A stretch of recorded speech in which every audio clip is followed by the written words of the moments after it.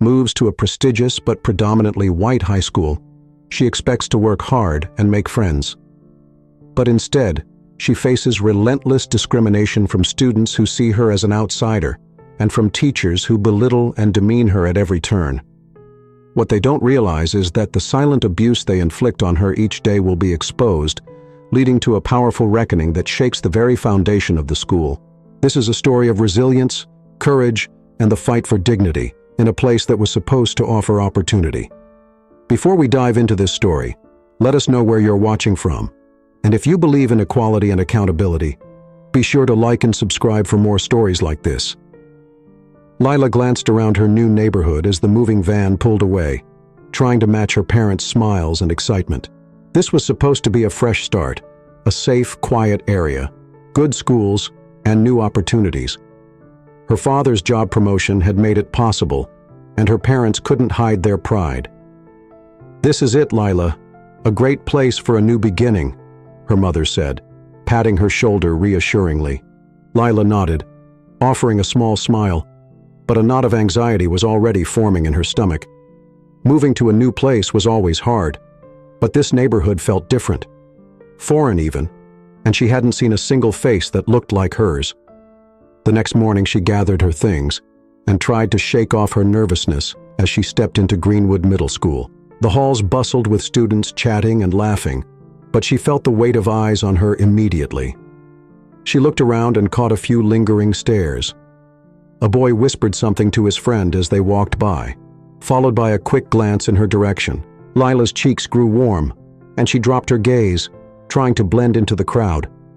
As she reached her first class, she took a deep breath and walked in, feeling the hush that fell over the room as she entered.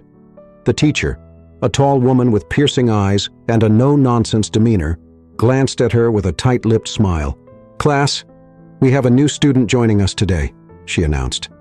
"Lila, would you like to introduce yourself?"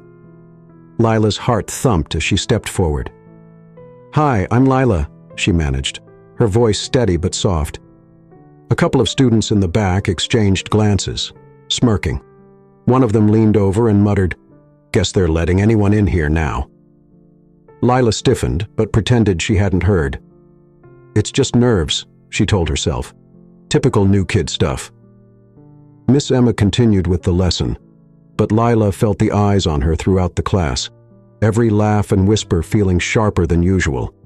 At lunch, she scanned the cafeteria, hoping to find a friendly face. Spotting an empty seat at a table with a group of girls, she walked over, her tray wobbling slightly in her hands. "Is it okay if I sit here?" she asked, her voice tentative. One of the girls, a blonde with a high ponytail, barely looked at her before shrugging. "Yeah, whatever," she muttered, returning to her conversation. Lila set her tray down and took a seat, trying to join in and feel a part of the group. But as soon as she sat down, she felt a shift in the air. The girls glanced at each other, raising their eyebrows, then slid a few inches away, as if she had brought an unwelcome presence to the table. "Doesn't she know we don't want her here?" one of them whispered, just loud enough for Lila to catch her words filled with disdain. Another girl laughed, not even attempting to hide her reaction. "This is going to be interesting," she muttered. Lila felt a lump form in her throat as her face grew hot with embarrassment. She tried to focus on her food, keeping her head down as the conversation continued around her, but she couldn't help hearing bits and pieces, snide remarks, dismissive laughs, subtle glances thrown her way. Each one was a reminder that she didn't belong here, at least not in their eyes. She forced herself to finish her lunch as quickly as possible, her appetite completely gone. The cafeteria felt unbearably loud and hostile, every laugh and murmur like a weight pressing down on her. Finally, she stood up, taking her tray to the disposal area with as much composure as she could muster. She didn't dare look back at the table, afraid of the judgmental eyes following her exit. As she walked down the hallway after lunch, she couldn't shake the feeling of unease that had been with her since the morning. She wanted so badly to fit in, to make Greenwood Middle School her home, but the comments and cold looks left her feeling like an outsider. As the bell rang, she took a deep breath, steeling herself for the rest of the day. but the lingering dread in her stomach hinted that this new beginning might be harder than she'd imagined. Kayla took a deep breath as she walked into Greenwood Middle School on her second day, determined to push aside the unease that had followed her home yesterday. "Today will be better," she told herself, adjusting the strap of her backpack. "They just need to get used to me. Once they do, everything will be fine." Her first class of the day was history, and she slipped into a seat near the back, hoping to avoid drawing attention. Miss Emma started the lesson, moving through the usual topics about early civilizations. Kayla tried to stay focused, determined to contribute and show that she belonged here. As Miss Emma posed a question about the day's reading, Kayla raised her hand, eager to participate, but the teacher merely looked at her, eyebrow arched, before sighing. "Are you sure you know the answer, Kayla? I don't want you to embarrass yourself." Kayla's heart sank.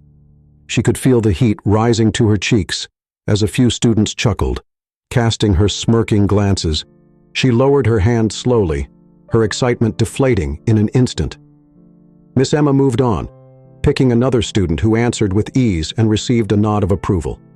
Kayla stared down at her notebook, trying to shake off the embarrassment that seemed to be sticking to her like glue.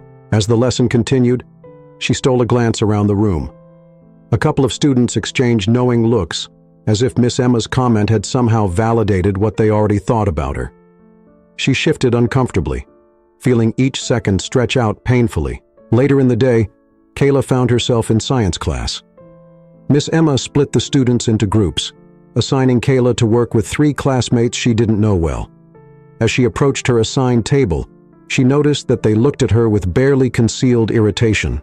They began discussing ideas for the project, brainstorming ways to tackle the assignment. Kayla tried to join in, sharing her thoughts on how they could start with a hypothesis. But before she could finish, one of the boys cut her off with an exasperated look. "We don't need any ghetto ideas, all right?" he said, a mocking edge to his voice. Kayla blinked, stunned. She wasn't sure she had heard him correctly. "Excuse me?" she managed, her voice barely above a whisper. The boy just rolled his eyes, leaning back in his chair. "You heard me. Maybe keep those ideas to yourself." He smirked, looking over at the 2 other students for confirmation. One of the girls beside him let out a small snicker, then leaned in toward him. "This is what happens when you bring them in here. They're just not on our level." Her voice was cold and dismissive. Kayla's throat tightened, a wave of hurt washing over her. She wanted to stand up for herself, to push back against their cruel words. But before she could respond, the 3rd student, a tall boy with a blank expression, shrugged and muttered, "She really doesn't even belong here." The words hit her like a punch to the gut. They weren't just dismissing her ideas. They were dismissing her, as if she was less than them, as if she didn't deserve to be here at all. She gripped the edge of her desk, trying to keep her composure. The laughter from the other 2 stung, echoing in her ears long after they quieted down. Swallowing back her frustration, Kayla decided not to respond.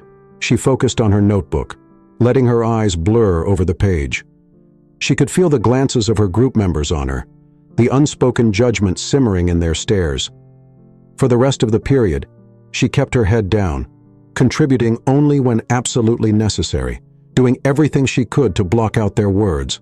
But the weight of their hostility lingered, pressing down on her chest. After class, Kayla headed into the hallway, hoping to escape the oppressive atmosphere. She kept her eyes on the floor, wanting only to get to her next class without another incident. But as she made her way down the corridor, a group of students passed by, one of them muttering loudly enough for her to hear. She heard the N-word. Kayla stopped in her tracks, her heart hammering in her chest. She felt a surge of anger, a white-hot flash of pain that threatened to spill over. She wanted to turn around, to confront him, to scream at him for the cruel, ugly words he'd thrown at her. But her mind raced with 1,000 reasons why she couldn't. What would they do if she reacted? Would they just laugh, twisting her anger into something to mock her for? Instead, she clenched her fists, swallowing down her anger and forcing herself to keep walking. She focused on her breathing, trying to steady herself as the other students' laughter echoed behind her. Every step felt heavy, weighed down by the reality that her classmates, and even her teacher, seemed intent on making her feel like she didn't belong. When she finally reached her locker, she took a shaky breath and leaned against it, willing herself not to cry. She was determined not to let them see her weakness, even if she felt broken inside. The thought of facing this every day filled her with dread. The ugly words, the mocking laughs, the judgmental stares. She wondered how long she could hold out, how much she could take before it all became too much. As the bell rang, signaling the start of the next class, she straightened up and forced herself to move forward. But a pit of despair had settled deep in her stomach. She had hoped things would get better, that they would give her a chance. Instead, she felt more alone than ever, surrounded by people who seemed determined to tear her down. Soon the bell rang, and it was recess again. Lila took a deep breath, clutching her lunch tray a little tighter as she scanned the cafeteria. Yesterday's lunch had been humiliating, but she was determined to try again. She just needed to find the right group, someone open-minded enough to give her a chance. Maybe today would be different. She spotted a table with a few students who seemed engrossed in conversation but didn't look overly hostile. Mustering her courage, she approached and offered a small smile. "Hi, mind if I join you?" A few heads turned her way, eyebrows raised, and one of the girls gave a quick dismissive glance before looking back at her friends. "Sure," she said flatly, returning to her conversation. Lila took a seat, feeling the silence settle awkwardly around her. She unpacked her sandwich, hoping to ease herself into the group's conversation. But the other students didn't make room for her. One of the girls at a nearby table noticed her, a smirk spreading across her face. She nudged her friend loud enough for Lila to hear. "Look at her, acting like she actually belongs here. What a joke." Another girl snickered, rolling her eyes. "Yeah, no one told her she's not one of us, huh?" The comments hit Lila like a punch to the stomach. She gripped her sandwich, her appetite suddenly gone, and kept her head down, trying to ignore the cruel whispers and stifled laughs. The lunchroom felt unbearably loud, every laugh and voice amplified. Each sound a reminder that she was alone here, that she didn't belong. She blinked quickly, trying to fight back the tears threatening to spill. She'd sworn to herself she wouldn't let them see her cry, wouldn't give them the satisfaction. But it was hard. Just as she was about to stand up and leave, she noticed a table across the cafeteria where 3 students were watching her with concern, not judgment. One of them, a black girl with kind eyes and a warm smile, caught her gaze and gave her a little wave. She gestured for Lila to come over, her expression open and friendly. Lila hesitated, glancing back at the table where she sat, where the others had already resumed their conversation, acting as though she didn't exist. She picked up her tray, trying not to look too eager, and made her way over to the other table, her heart beating with a mix of hope and apprehension. "Hey there, I'm Arabella." The girl introduced herself as Lila sat down. "You don't need to worry about them." She gave a quick glance toward the other table, a knowing look in her eyes. "They're just like that." Lila managed a weak smile, relieved to finally be around someone friendly. "Thanks," she said quietly, feeling a bit of the tension in her shoulders ease. Arabella nodded, understanding. "It's hard enough being new. I get it." She introduced the others. Troy, a boy with dark, thoughtful eyes, who nodded politely, and Rose, a white girl with a relaxed, friendly demeanor. "So how have your first couple of days been?" Rose asked, her tone light but caring. Lila let out a small sigh, unsure of how much to share. "It's been a lot to get used to," she admitted. "Some people haven't exactly been welcoming." Troy rolled his eyes. "Yeah, that sounds like them," he said dryly. "It's like they forget. They're not the only people in the world." Lila chuckled, a real laugh this time, and felt some of the tension inside her ease a bit more. The 4 of them fell into an easy conversation, with Arabella sharing stories about the last time someone had tried to mock her for her hair, and Troy laughing as he described his surprise at just how much curry jokes still existed in this day and age. Rose chimed in, expressing her frustration over how small-minded people could be, especially at Greenview. For the first time since arriving at this school, Lila felt like she wasn't completely alone. Here were people who understood, who didn't judge her for her skin or her background. As they laughed and talked, Lila could feel her spirits lifting, a small spark of hope igniting inside her. Arabella leaned in closer, her tone sincere. "If you ever need anything, just come find us. You're not alone, okay?" Lila nodded, feeling a tightness in her chest that wasn't sadness this time, but something closer to relief. "Thank you, really. I needed this." Rose gave her a gentle smile. "No worries. We're here for you." As the bell rang, signaling the end of lunch, Lila gathered her things, glancing back at her new friends with a grateful smile. Walking to her next class, she felt lighter, the warmth of their kindness still with her. But as she entered the hallway, the familiar tension returned, a reminder that this school wasn't a safe place yet. She noticed some of the same students from the cafeteria whispering as she passed, their eyes cold and calculating. She steeled herself, refusing to let them see her falter, but the sting of their exclusion was still there. The hostility in the air was unmistakable, and Lila knew that her few friends couldn't completely shield her from it. Yet despite the looks and the whispered insults, she clung to the glimmer of hope she'd found at lunch. There were people who cared, who saw her for who she was, not just the color of her skin, and for now, that was enough to keep her going. Every day, Lila walked into Greenwood Middle School with a sense of dread that seemed to settle deeper into her bones. The initial excitement of starting at a new school had long faded, replaced by a constant anxiety that made her shoulders heavy and her steps hesitant. Miss Emma, her history teacher, seemed to have an almost supernatural ability to find every small mistake Lila made and magnify it for the whole class to see. If Lila raised her hand, eager to answer, Miss Emma would either ignore her completely or sigh when Lila didn't respond fast enough. And when Lila did manage to answer, it was as if Miss Emma had been waiting for her to stumble. One morning, Miss Emma was reviewing an assigned reading. Lila, who had stayed up late the night before studying, felt ready. She wanted to prove to herself, and maybe even to Miss Emma, that she could hold her own.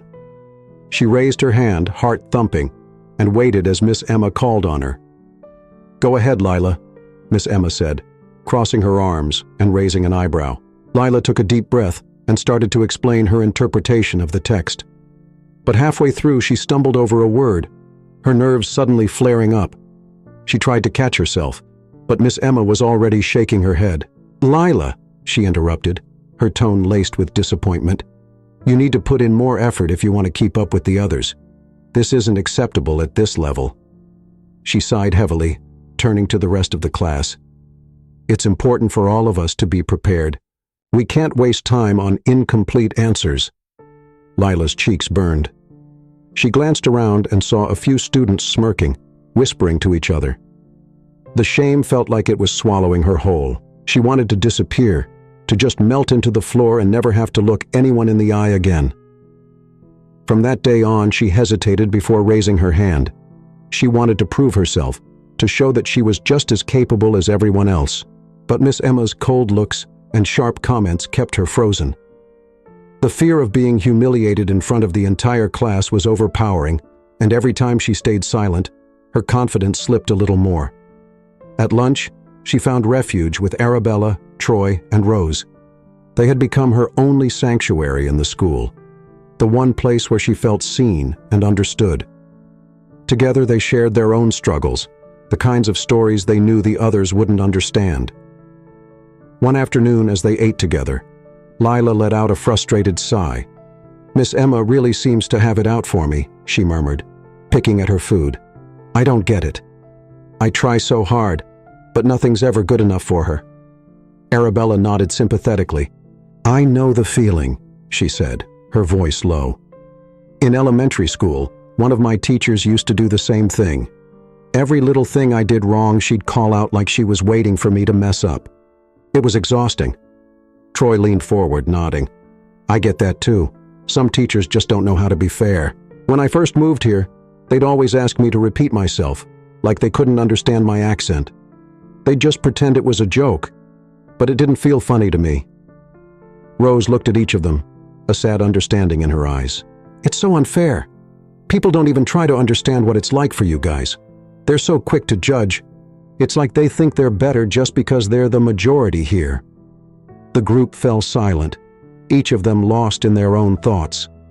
Lila felt a pang of gratitude toward her friends, the only people who seemed to genuinely care about what she was going through. Yet even with their support, the weight of Miss Emma's constant scrutiny and the whispered judgments from her classmates were beginning to wear her down. She started to withdraw, hiding more and more of her experiences from her parents. They were so proud of her being at Greenview, and she didn't want to tarnish that for them. Every night when they'd ask how her day was, she'd force a smile and say, "It was fine, just busy." She was careful not to let them see the cracks forming beneath the surface, but the stress followed her home, clinging to her even when she was alone in her room. Each night as she lay in bed, the words echoed in her mind, the sighs, the disapproval, the whispers. The pressure felt like it was pressing down on her, stealing her breath. Sleep became elusive, her mind replaying every embarrassing moment, every cruel comment. One night, as she tossed and turned, her mother knocked on her door and peeked inside. "Hey, Lila, everything okay?" she asked, her tone gentle, filled with concern. Lila sat up, forcing a smile. "Yeah, Mom. Just a lot of homework." "I'm fine." Her mother gave her a searching look, but Lila's practiced smile held steady. Finally, her mother nodded, though the worry didn't fully leave her face. "All right, sweetheart. Remember, we're here for you, okay? You don't have to keep everything to yourself." As her mother closed the door, Lila felt a pang of guilt. She wanted to confide in her, to let it all spill out. But the fear of disappointing her parents kept her silent. They had worked so hard to give her this opportunity, to send her to what they believed was the best school. How could she tell them that every day felt like a battle?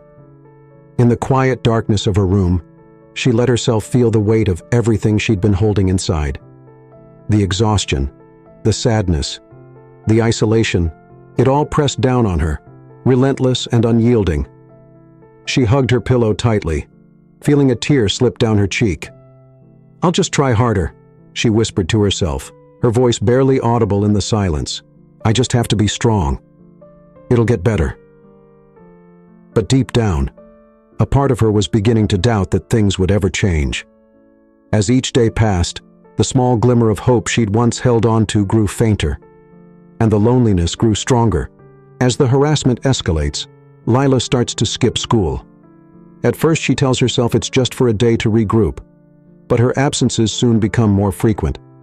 She feigns being sick or pretends to be busy with homework, hoping her parents don't catch on. Her friends at school notice her absence, and they try to reach out, but Lila starts avoiding even them, fearing that her sadness will drag them down. On the days she does attend, she finds herself ignored or taunted, and Miss Emma's comments become harsher. When Lila misses an assignment, Miss Emma says in front of the class, "I guess some people just aren't cut out for this school." Each comment chips away at Lila's confidence, and soon she's barely able to keep up academically. The emotional weight of these experiences makes it nearly impossible for her to concentrate, and she becomes even more isolated. The dreaded words "group project" were hardly out of Miss Emma's mouth when Lila's stomach sank. She looked around, hoping she'd be paired with someone she could work with peacefully.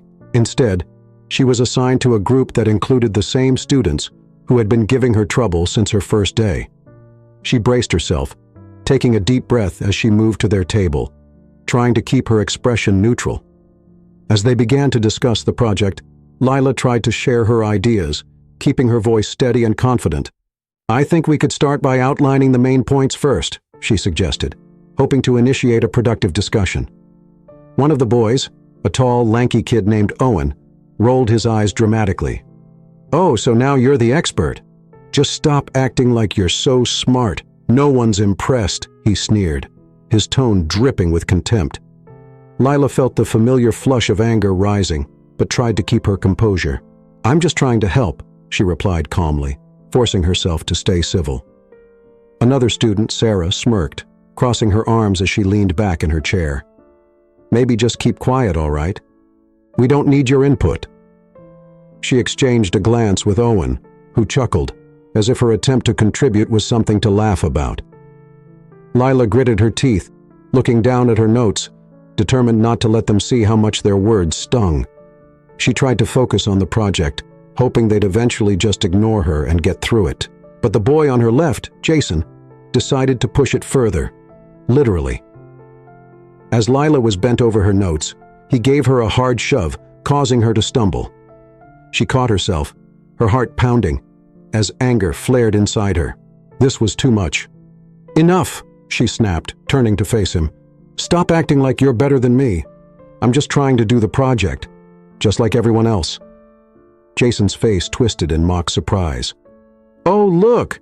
She's finally standing up for herself. How cute," he mocked, his voice loud enough for others in the class to hear.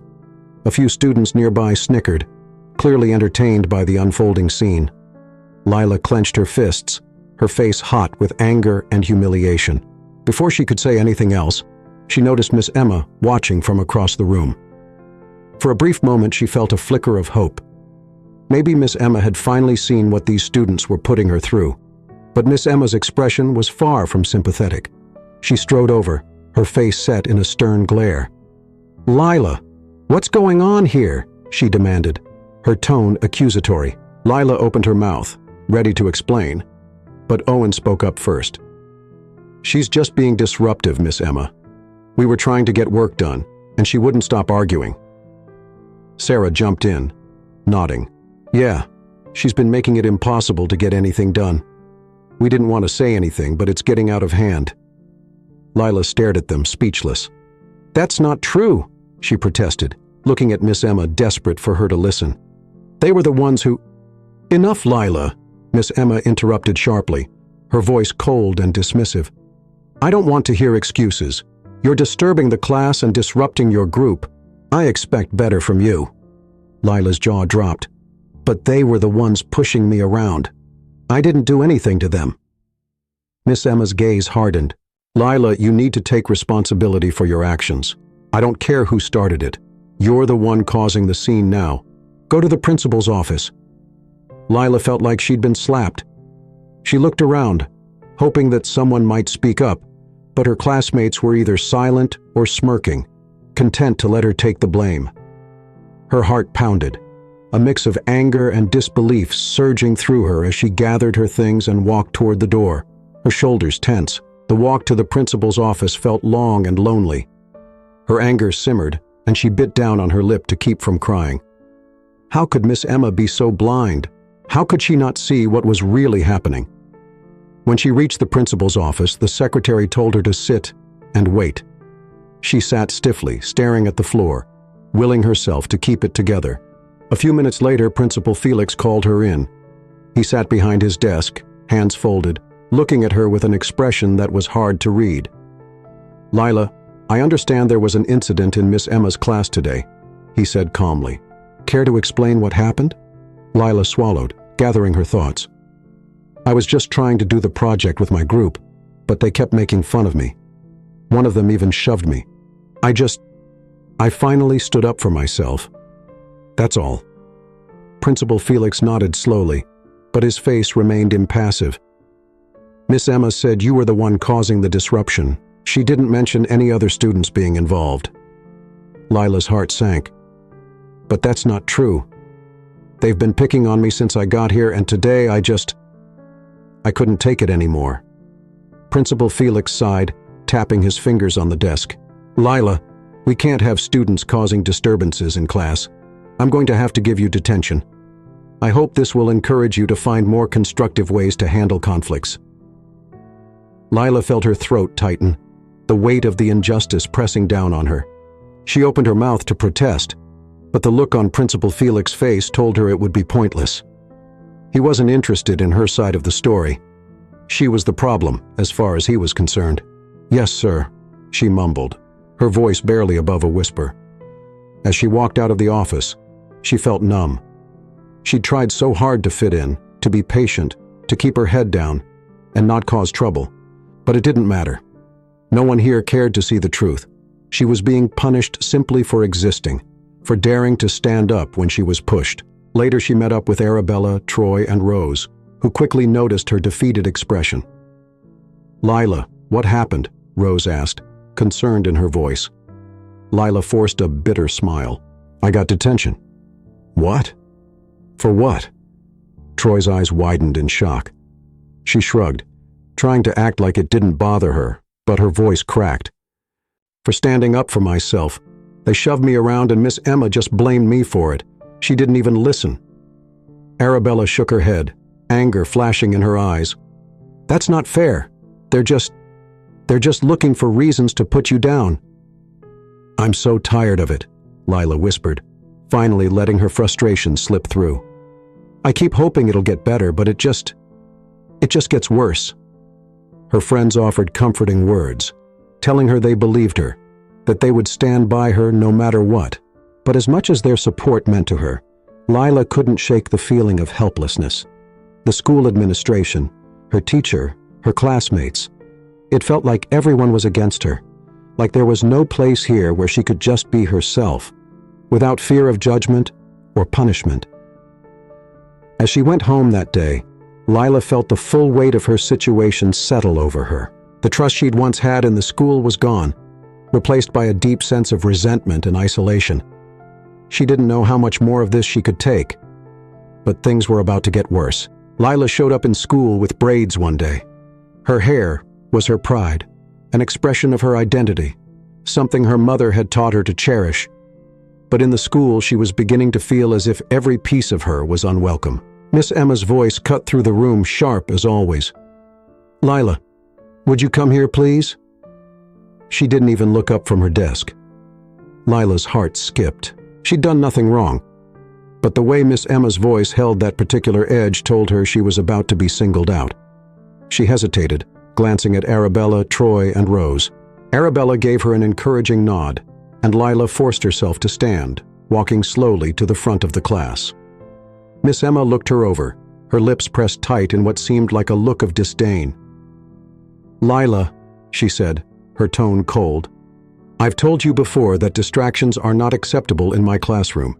That includes anything that disrupts our learning environment. Lila felt a twinge of confusion.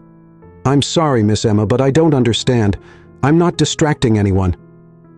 Miss Emma's gaze fell pointedly on her braids, and Lila's stomach twisted as realization dawned. She can't mean... These braids, Miss Emma continued, her voice growing louder. They're too much. They're distracting for everyone. Before Lila could react, Miss Emma reached into her desk drawer and pulled out a pair of scissors, the silver blades glinting under the classroom lights. The students in the room sat up, watching intently. Lila's eyes widened, a chill spreading through her body as she instinctively took a step back. No, please, she managed, her voice a whisper. But Miss Emma ignored her protest. This is not negotiable, she snapped, grabbing hold of one of Lila's braids with a firm grip. Lila's entire body went rigid, her heart pounding so loudly she could barely hear over it. She felt trapped, helpless, as if her voice had been stolen. With one swift motion, Miss Emma brought the scissors to the base of the braid and cut, the sound of the blades slicing through her hair reverberating through the silent classroom. Lila watched, horrified. As her braid fell to the floor, the familiar weight suddenly went away. Miss Emma released her, but it was only to move to the other side, taking another braid and cutting it with the same cold efficiency. Lila stood there, frozen, as her braids fell around her, feeling like a part of her was being stripped away with each snip. Her vision blurred, her entire body numb with shock, as if she were watching it happen to someone else. The silence shattered as the class erupted into laughter. Snickers, whispers, even a few outright jeers filled the room, drowning Lila in a wave of humiliation. She wanted to scream, to run, but her legs felt rooted to the ground, as if they refused to carry her away. See? Miss Emma said, a smug expression on her face. Now maybe you'll focus on your work instead of distracting everyone with unnecessary styles. Lila's hand shot up to her head, feeling the uneven patches where her braids had been. Tears prickled at the corners of her eyes, but she held them back, refusing to let Miss Emma or her classmates see her breakdown. Arabella's voice rang out suddenly, cutting through the noise. Miss Emma, you went way too far. This isn't right. Lila glanced over, seeing Arabella rise from her seat, anger flashing in her eyes. Troy and Rose quickly followed, standing with her, their faces set in fierce expressions of defiance. "You can't just cut someone's hair like that," Troy added, his voice shaking with rage. "It's her choice, her identity. You had no right." Rose folded her arms, glaring at Miss Emma. "This isn't about a distraction. You're disrespecting Lila, and everyone can see it." Miss Emma's face turned red, her jaws tightening as she took in their defiance. "Enough!" she shouted, her voice quivering with anger. "All of you out! To the principal's office now!" "I will not tolerate this kind of insubordination in my classroom." A few students snickered and sneered as Lila, Arabella, Troy, and Rose gathered their things, their heads held high, despite the humiliation. Lila felt her friends' hands on her shoulders, their support like an anchor as they walked out, leaving behind a chorus of mocking laughter that echoed in the hallway. The trip to the principal's office felt like a blur. Lila's mind swirled with a mix of anger, shame, and violation, the shock of Miss Emma's actions still settling over her like a dark cloud. By the time they reached Principal Felix's office, her hands were shaking. Principal Felix looked up, surprised to see the four of them standing there. "What's going on?" he asked, his brow furrowing. Arabella stepped forward, her voice steady and sharp. "Miss Emma cut off Lila's braids in front of the whole class. She said they were a distraction, but it was humiliating, and it wasn't right." Principal Felix's expression darkened as he looked at Lila, taking in her uneven hair, the rawness in her eyes. "Is this true, Lila?" he asked quietly. Lila nodded, her voice barely audible. "Yes. She said it was distracting, and then she cut them. I couldn't stop her." Principal Felix took a deep breath, his face a mixture of shock and discomfort. He looked down, shuffling some papers, as if searching for the right words. "I'll have to speak with Miss Emma about this, but in the meantime, I don't want any more disruptions. I'm going to have to give you detention for the way you confronted her." Arabella's jaw dropped. "Detention? After what she did?" Troy shook his head, disbelief written all over his face. "You're punishing us for standing up against her, after what she did to Lila." Principal Felix raised his hand, his expression hardening. "That's enough. This is not up for discussion. Go to your next class, and you'll report for detention after school." The four of them stood there for a moment, staring at the principal in disbelief. Lila's heart sank, realizing that once again she was being silenced, her pain dismissed. She turned and walked out of the office, her friends following close behind. Lila felt a tear slide down her cheek, quickly wiping it away. She was done letting them see her break, but inside she felt shattered. Her friends surrounded her protectively, their silence speaking volumes as they made their way to class. When the final bell rang, signaling the end of the school day, Lila sat quietly in detention, barely hearing the rustle of paper or the scratch of pencils from the other students. She felt hollow, her mind replaying every cruel laugh, every mocking glance, every snip of Miss Emma's scissors. She hadn't just lost her braids. She'd lost a part of herself.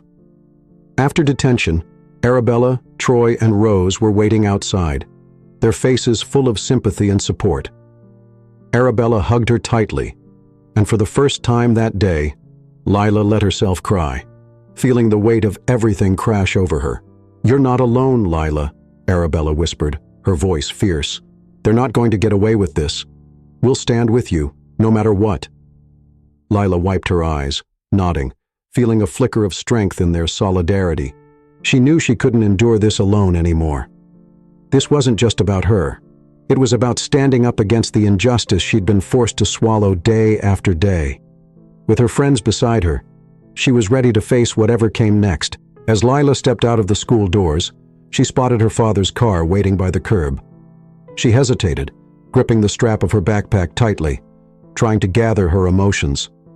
Lila climbed into the passenger seat, offering a small, forced smile. She sat silently in the car, staring out the window as her father pulled away from the school.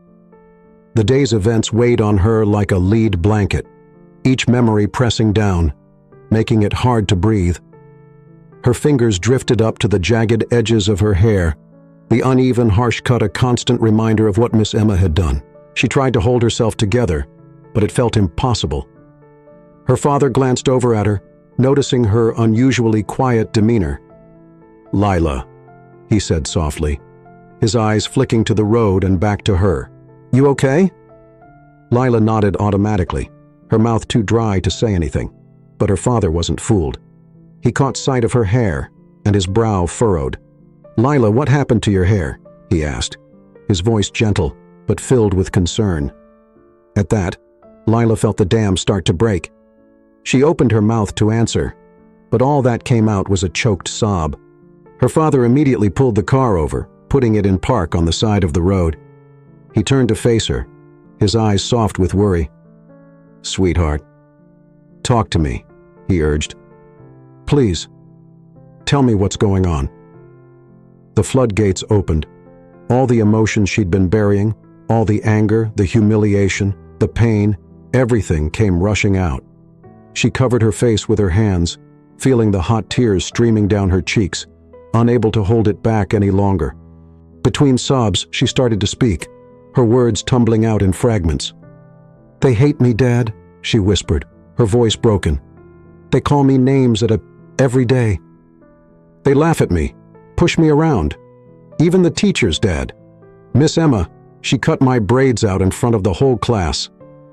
Her father's face turned pale, his jaw clenching as he absorbed her words. "What?" he asked, his voice barely a whisper, as if he couldn't believe what he was hearing. "She did what?" Lila took a shaky breath, her voice cracking as she continued. "She said my hair was distraction. She took scissors and she cut them right in front of everyone. They laughed. They all laughed at me. It was like I was a joke." The horror in her father's eyes deepened with every word.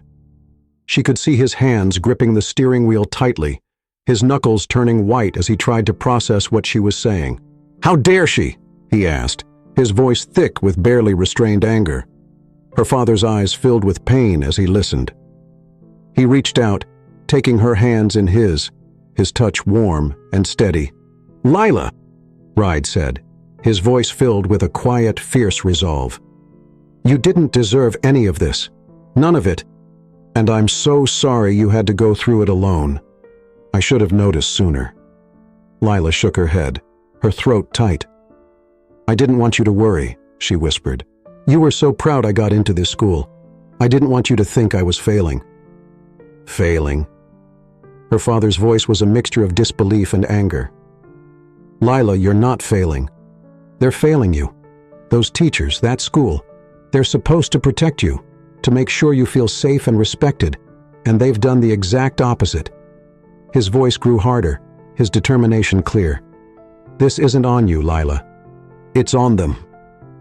For the first time since she'd started at Greenview, Lila felt a sense of relief. Her father was here, listening to her, standing by her.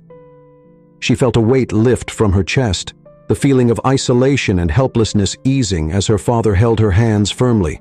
"We're going to make this right," he said, his voice steady and resolute. "They can't treat you like this. I'm going to talk to the school board, the principal, whoever it takes. No one gets to hurt my daughter and get away with it."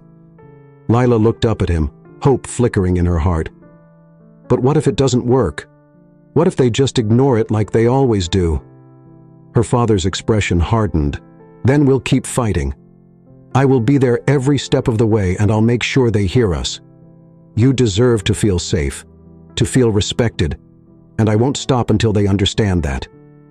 A tear slipped down Lila's cheek, but this time it wasn't from sadness. It was from the overwhelming relief of knowing that her father believed her, that he was ready to fight for her. She squeezed his hands, drawing strength from his presence. "Thank you, Dad," she whispered, her voice filled with gratitude. He nodded his face, softening as he brushed a tear from her cheek. "We're in this together, Lila. You're my daughter, and I'll always protect you, always." He pulled her into a hug, holding her close as she let out a shaky breath. her head resting on his shoulder. For the first time in what felt like forever, she felt safe. She felt seen, understood, and loved. As they sat there, her father took a deep breath, his voice calm but filled with a fiery resolve. Tomorrow we're going to that school together. We're not backing down. They need to understand that what happened to you is unacceptable. No one should have to go through this, especially not you. Lila nodded, feeling a renewed strength blossom within her. She wasn't alone. Her father was by her side, ready to stand up for her, to make sure that the school saw her for who she was, a person deserving of respect, of kindness, of simple human decency. "Now," he said, pulling back to look at her, "let's go home. You need to rest. Tomorrow we're going to start making things right." As they drove home, Lila looked out the window, the familiar dread that had plagued her for weeks slowly dissipating. She knew it wouldn't be easy. She knew the fight ahead would be hard and filled with challenges. But with her father beside her, she finally felt ready. For the rest of the evening, her father stayed close, watching her carefully, making sure she was okay. They talked late into the night, going over everything that had happened, every painful memory that had been weighing on her. And with each story she shared, she felt herself growing lighter, as if the hurt was finally beginning to lift. Before she went to bed, her father hugged her one last time, his hand resting gently on her head. "Remember, Lila, no matter what they say or do, you are strong, you are brave, and you have nothing to be ashamed of." She smiled up at him, her heart swelling with gratitude and love. "Thank you, Dad." The next morning, Lila's father woke up early, his mind set with a clear purpose. He spent hours on the phone, first with the school district, then with the school board, refusing to let anyone brush him off or redirect his concerns. Each time he was put on hold or told someone would look into it, he insisted on speaking to the next person in charge. Finally, he managed to reach a board member directly, laying out the story with precise details and an unshakable tone of resolve. "Miss Emma's actions have humiliated and traumatized my daughter," he said firmly. "She cut off her braids in front of the class, made discriminatory comments, and the principal not only ignored her complaints, but punished her for trying to stand up for herself. This is a systematic pattern of abuse and discrimination." The board member on the other end of the line was silent for a moment. Then, with a tone of genuine concern, he responded, "Mr. Johnson, I assure you that the school board takes allegations of this nature very seriously. We will open a full investigation immediately." Lila's father pressed further. "I have witnesses, my daughter's friends, who have seen the harassment firsthand. I'm willing to provide their statements, and I expect transparency. This has been going on long enough, and my daughter deserves justice." The board member reassured him, "We'll be in touch as soon as we have more information.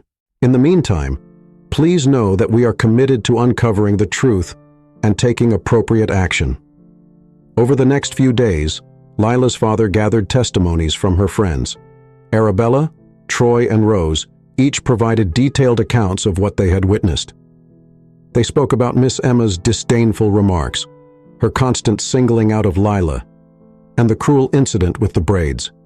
They also highlighted the principal's dismissive attitude and how he had ignored Lila's complaints while turning a blind eye to Miss Emma's behavior. The school board, horrified by the testimonies, quickly escalated their investigation. They conducted interviews with other students, reviewed Lila's records, and began searching through the school's history to see if other cases of discrimination had been reported, or worse, suppressed. As the investigation unfolded, the depth of the problem became shockingly clear.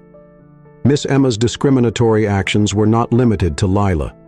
They stretched back years, affecting numerous students of color who had quietly suffered under her biased treatment. The school board gathered for an emergency meeting after realizing the extent of the injustice. The evidence was undeniable, and the members of the board were visibly disturbed by the findings. They discussed the case in detail, weighing their next steps carefully. At the end of the meeting, they reached a decision. A few days later, Lila's father received a call from the head of the school board. "Mr. Johnson, the voice on the other end said, sounding solemn but resolute. "I wanted to inform you that the board has concluded its investigation.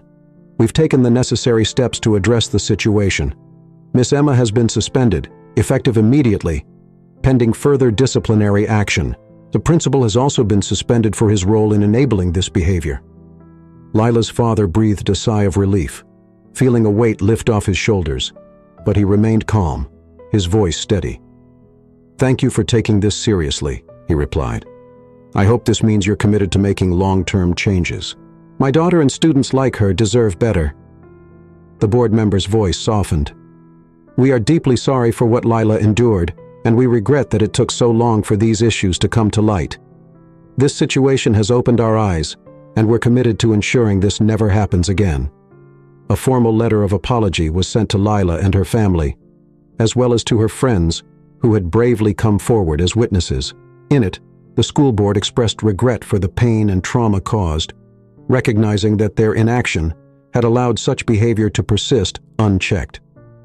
A few days later, the board called a school assembly, addressing the entire student body.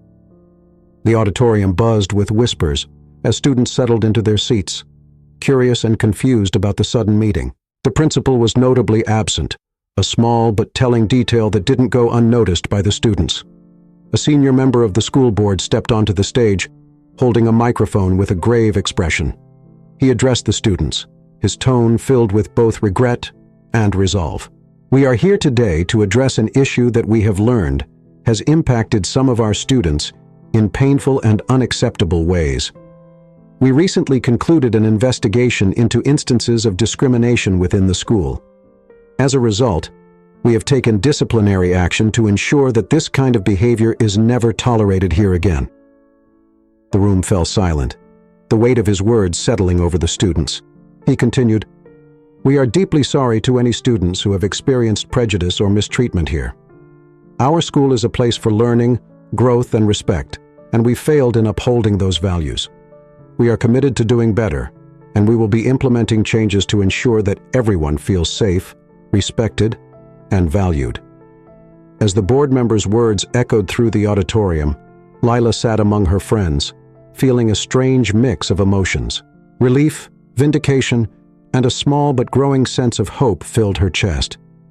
She squeezed Arabella's hand, her heart swelling with gratitude for her friends who had stood by her through everything. The assembly concluded with an announcement that all teachers and staff would undergo training on diversity, inclusion, and anti-bullying practices. The school board promised to prioritize student well-being and to establish stronger systems for reporting and addressing any future issues of discrimination. When Lila returned to class later that day, she found that Ms. Emma's desk was empty. Her friends exchanged glances, understanding that things were finally beginning to change. The atmosphere in the classroom was noticeably different. No one laughed or whispered when she walked in, and the familiar oppressive tension had lifted. As they settled into their seats, Rose leaned over, a soft smile on her face. "I'm so proud of you, Lila," she whispered. "You fought back. You made a difference." Lila felt a warmth spread through her chest, her friend's words giving her strength. She nodded, finally allowing herself to believe that things might be okay, that maybe, just maybe, she had a place here. When she returned home that evening, her father was waiting for her, his face filled with pride and relief. "How was today?" he asked, his voice filled with genuine curiosity. Lila smiled, feeling lighter than she had in weeks. It was good, really good.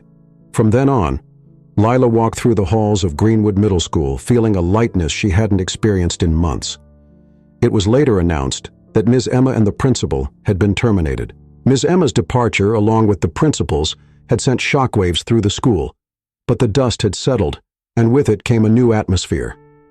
For the first time since she arrived, Lila felt as if she could walk through the halls without having to keep her head down, bracing herself for cruel whispers or hostile stares.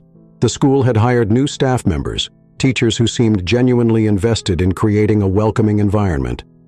One of them, Ms. Rodriguez, had taken over Missy Emma's class. She greeted each student warmly every morning, taking the time to learn about their lives, their interests, and their challenges. When Lila walked in on the first day of Ms. Rodriguez's class, she was surprised to see her new teacher smile at her and say, "I'm so glad you're here, Lila. I've heard wonderful things about you." The words, simple as they were, meant the world to her. Someone was actually glad I was here, she thought, sitting down with a small, grateful smile. Her classmates seemed different too. Some of the kids who had laughed when Ms. Emma humiliated her now kept to themselves, avoiding her gaze. A few even came up to her after class and offered quiet apologies, saying they hadn't realized how far things had gone, or that they hadn't known the extent of what she was going through. "I'm really sorry, Lila," one boy mumbled, his hands shoved into his pockets. "I shouldn't have laughed, and I didn't. I didn't understand what it was like for you." Lila felt a rush of emotion, a mix of relief and acceptance she hadn't thought she would feel. "Thank you," she replied, her voice soft. "It means a lot." Her friends, Arabella, Troy, and Rose, remained by her side, supporting her and sharing in the newfound sense of peace. They noticed the changes, too. Teachers no longer ignored bullying, and students who once taunted her now thought twice before acting. There was a quiet but profound shift happening at Greenview, one that was rooted in a newfound awareness and respect for boundaries and differences. The school had introduced a diversity and inclusion workshop, the first of its kind. Lila's father had helped advocate for it, working with the school board to ensure that what she experienced wouldn't happen to others. The workshop covered everything from empathy and understanding to practical strategies for promoting respect in daily interactions. Staff and students were required to attend, and though Lila had initially worried it would be another superficial measure, she soon saw that it was different. The workshop sessions were led by a counselor who understood what it meant to feel marginalized and was passionate about fostering an inclusive environment. In one session, the counselor asked the students to think about times when they'd felt left out or misunderstood, encouraging them to reflect on how those experiences affected them. It was a powerful moment. The students were forced to confront not only their own biases, but also the impact their words and actions could have on others. Arabella, Troy, and Rose sat with Lila during the sessions, occasionally exchanging glances and small smiles, each of them aware of how much had changed since the beginning of the year. There was an unspoken understanding among them, a bond that had grown stronger through the challenges they'd faced together. One afternoon, as they all sat at their usual lunch table, Arabella looked around and said, "Can you believe how different this place feels now? I mean, it's like a whole new school." Troy nodded, taking a bite of his sandwich. "It really is. People actually think before they speak now. It's like everyone's suddenly aware that what they say matters." Rose laughed softly. "About time, right? I don't think I'll ever forget the look on Miss Emma's face when we stood up to her. That was powerful." Lila smiled, a real, genuine smile, feeling the warmth of her friend's loyalty and the strength they'd shown in supporting her. "I don't think I would have made it through without you guys," she admitted. You were there when no one else was." Arabella put her arm around Lila's shoulders. "And we always will be. This school has changed because of you, Lila. You were brave enough to say something, to stand up, even when it felt impossible." Lila felt a surge of gratitude, the weight of her journey lifting as she realized just how far she'd come. Her father's unwavering support and her friend's solidarity had helped her find her voice, and now she was seeing the impact of that courage ripple through the school. In history class, Miss Rodriguez assigned projects on civil rights and social justice, encouraging students to research and present on important figures who fought for equality. Lila chose to research Rosa Parks, finding inspiration in her story of quiet strength and courage. One day after presenting her project, Lila sat back down to applause from her classmates, feeling a glow of pride. Miss Rodriguez smiled at her, nodding approvingly. "Thank you, Lila," she said warmly. "You spoke with such conviction. I think Rosa Parks would be proud." For the first time, Lila felt not only accepted but also valued, respected for her heritage and the strength she had shown.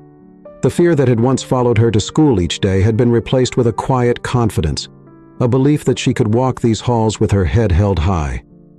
The shift extended beyond the classroom, too.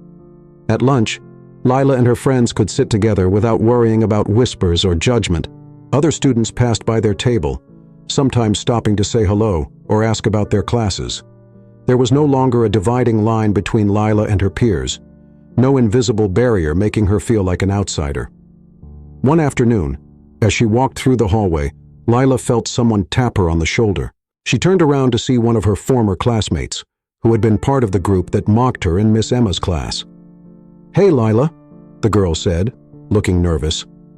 "I just wanted to say I'm sorry for everything. I didn't get it before, and I know that's not an excuse, but I really am sorry." Lila studied the girl for a moment, seeing the sincerity in her eyes. "Thank you," she replied, her voice calm. "I appreciate it." The girl smiled, looking relieved, and walked away. Lila watched her go, feeling a sense of closure. She knew that not everyone would apologize, that some might never fully understand what she had gone through, but that was okay. She didn't need their validation. She had her father, her friends, and most importantly, her own strength. The end of the year brought a school-wide celebration, a gathering to honor the accomplishments of the students and to recognize the changes that had taken place. Lila's father attended, standing proudly beside her as she received an award for her resilience and courage. The school board presented it to her, acknowledging the role she had played in helping make Greenwood Middle School a safer, more inclusive place for all students. As Lila stood on the stage, looking out over the audience, she felt a sense of pride she could hardly put into words. Her father's face shone with pride, his eyes brimming with emotion as he clapped, his unwavering support a constant anchor in her life. Arabella, Troy, and Rose cheered loudly from their seats, their smiles wide and full of love. Afterward, as they gathered in the courtyard, Lila looked up at the sky, feeling the warmth of the sun on her face. She felt lighter, no longer burdened by the weight of fear or isolation. She had fought for her place here, for her dignity and her right to be respected, and she had won. Her father hugged her tightly, his voice thick with emotion. "You did it, Lila," he murmured. "You've shown the school and everyone here what it means to be brave." Lila smiled, her heart swelling with gratitude and pride. "We did it, Dad. I couldn't have done any of this without you." As they drove home together, Lila knew that the journey she'd been on was far from over, but she felt ready for whatever lay ahead. She had learned to stand tall, to speak up, and to believe in herself. And as she glanced back at Greenwood Middle School, she knew that she had helped create a legacy of respect and empathy that would live on, shaping the lives of countless students for years to come. Thanks for watching till the end. If you enjoyed this story, please give the video a like and subscribe for more.